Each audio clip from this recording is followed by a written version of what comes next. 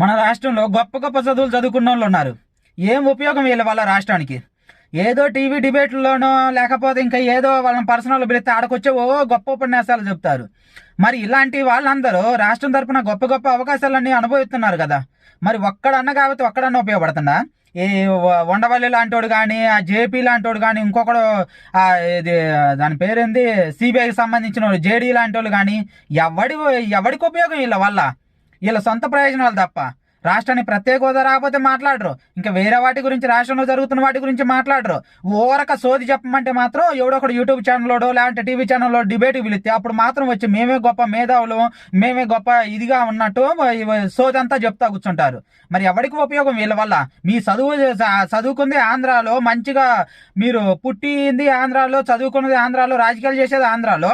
మరి మీ చదువులు అనేవి రాష్ట్రానికి ఏ రకంగా ఉపయోగపడుతున్నాయి?